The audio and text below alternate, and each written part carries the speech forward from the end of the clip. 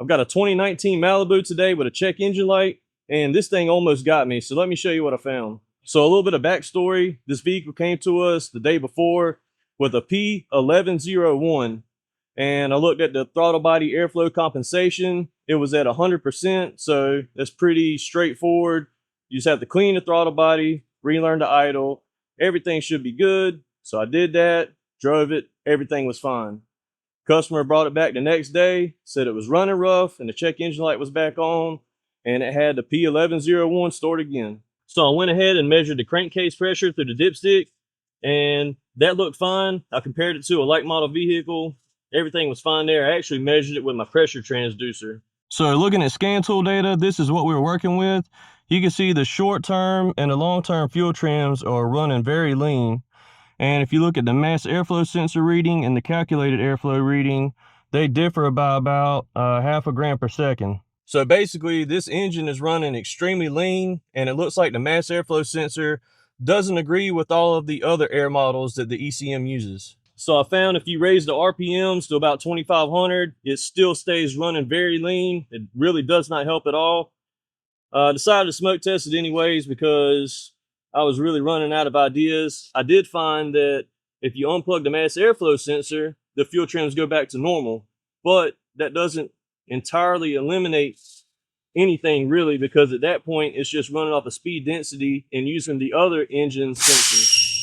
So then I was sitting over here at my toolbox trying to think about what I could do to figure this thing out, and I noticed this front fascia isn't attached anymore. And then I noticed this airbox looked extremely clean compared to everything else in the engine bay. So it looks like this airbox has been replaced. So what I decided to do was take and swap it with a known good vehicle.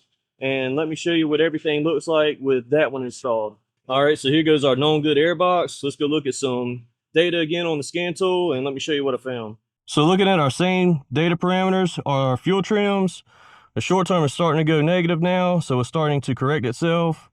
And the mass airflow sensor and the calculated airflow both show pretty similar once it gets down to about 0% on the fuel trims, but the mass airflow sensor is reading much more accurate now. And that is with either one of these mass airflow sensors installed, because I did try to swap that first by itself. So let me show you what I did find that seems to be different between these air boxes. So this is our good air box.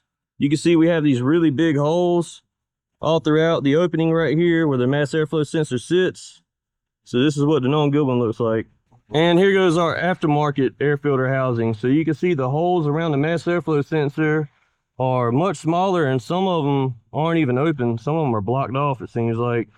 So it must have something to do with how the airflow comes across the mass airflow, or maybe just that one flap right there in the middle changes how the air goes across the mass airflow sensor and distorts its reading. So I believe this thing was involved in some sort of collision, in which case they replaced the air filter box with the aftermarket one, and that is what's caused all of this.